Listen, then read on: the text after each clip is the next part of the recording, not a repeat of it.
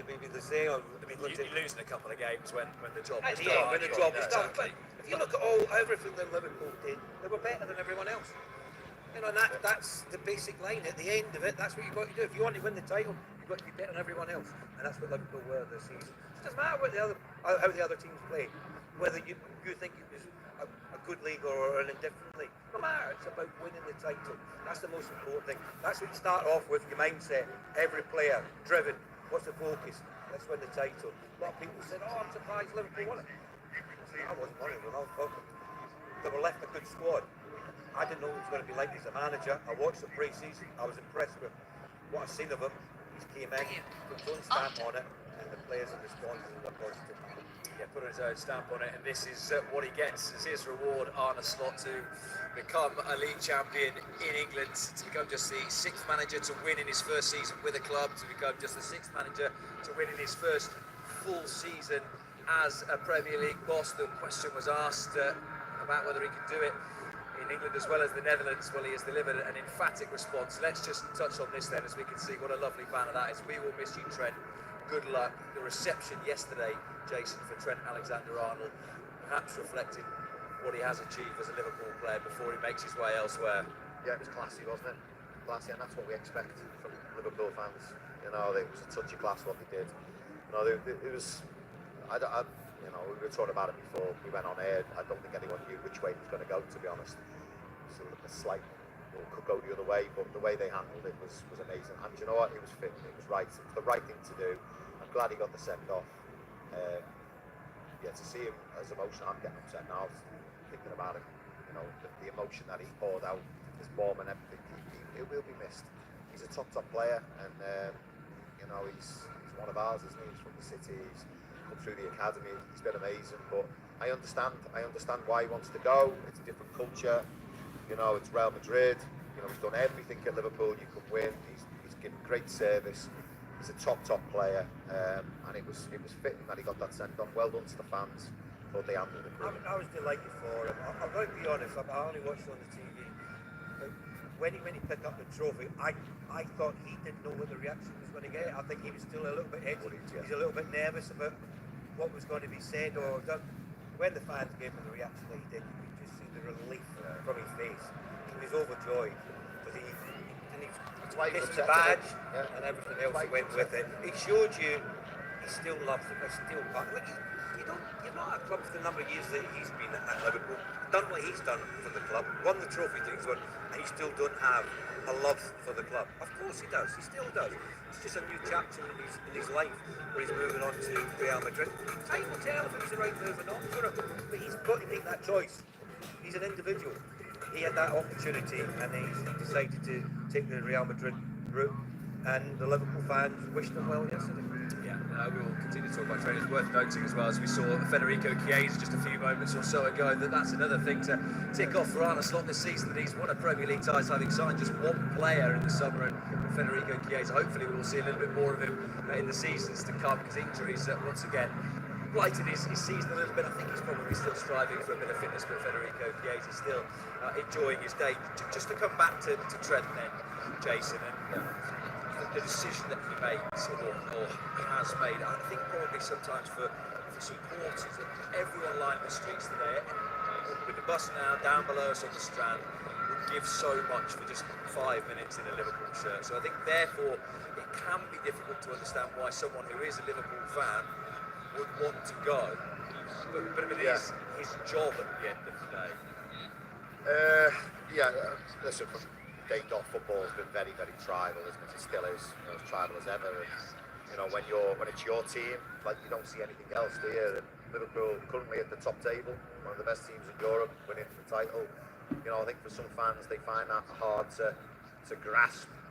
You know, why that decision's been made to leave. They just can't fathom it out, figure it out. But as professionals who have played the game, you know, I understand it. He's got no children, so he doesn't have to move them in schools. You know, he's not married, so, you know, he doesn't have to think of, you know, a wife and a family, which plays into the narrative now when you move football club. Maybe that played into Salah and Van Dijk as well in the discussions. But he's won everything at the football club, so from a professional point of view, to go to another country, different culture, and it's Real Madrid. It's Real Madrid, and I can understand it. Anyone else, I'd be more a bit like, I don't understand the move. But as a professional, and even, you know, I'm a Liverpool fan and played for Liverpool, it would be tempting.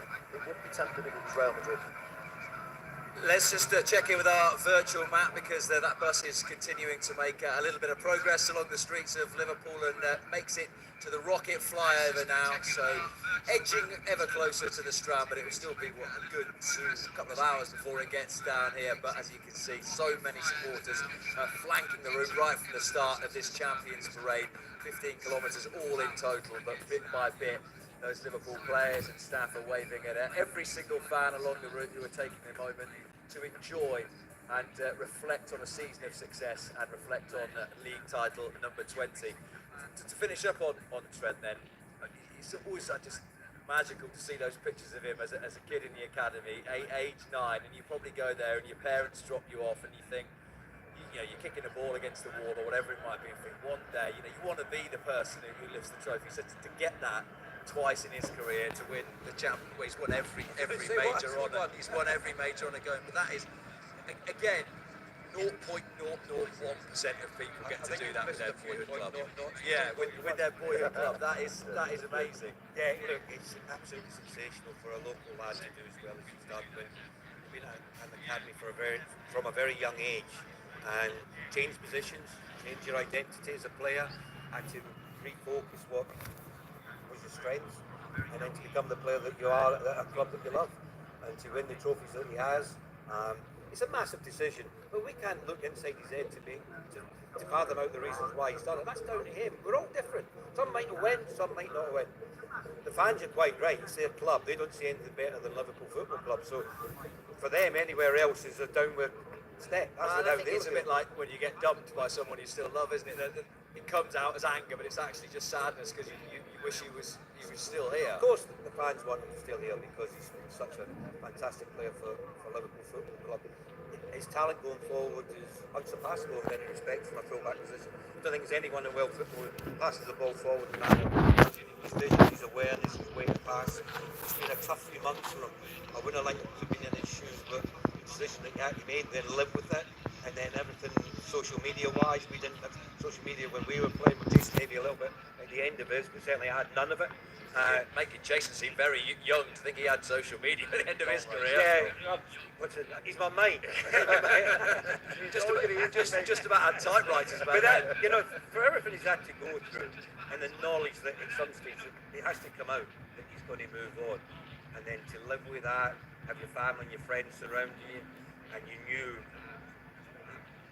how things were going to go as far as the backlash from some supporters, not all supporters, but some of them are going to be very unhappy that he's made the decision to move to Real Madrid. Must have been a very difficult time for him. He's handled it really well. And for me, when he scored that goal against Leicester and the outpouring from him, just showed you the individual that he is. Even when things weren't right and his mind was not quite where it should be, he's still in the presence of mind then to score that goal, to run over the fans and celebrate with them.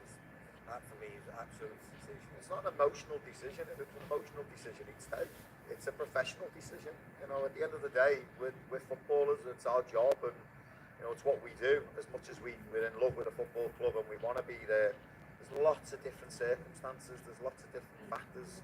You know, and he's made it purely out of a professional decision because he's emotionally attached to his football. You could see it yesterday. The outpouring, you know, the tears, his mum hugging him, it was amazing. And, you know, to see it, it was sad, really, really sad. And he must have been thinking, I'm going to change my mind. There've been local lads who played for the club who never wanted to leave, but the club were asking to move on. You know, they said, the surplus to requirements, move on. That hurt them. You know, that was a big moment in their footballing life. Because what they wanted to do, I can assure you, was stay at the club forever. I did. That's what they wanted to do, stay for the club forever. But they didn't get that opportunity. So I know it's slightly different because he's moved and it's his decision to do so. It's not the club's decision. It must have been a really hard choice for him. And I think we have to reflect on that and understand that he is a human. He's got feelings. And, you know, that was the choice that he had to make. And he's gone with the Madrid one, and he thinks it's the right one for him as an individual. And I think we have to respect that. Maybe in a few minutes we'll have a little chat about the man who might fill his boots right back, certain Conor Bradley, who will be on that bus as well, enjoying a league title #1.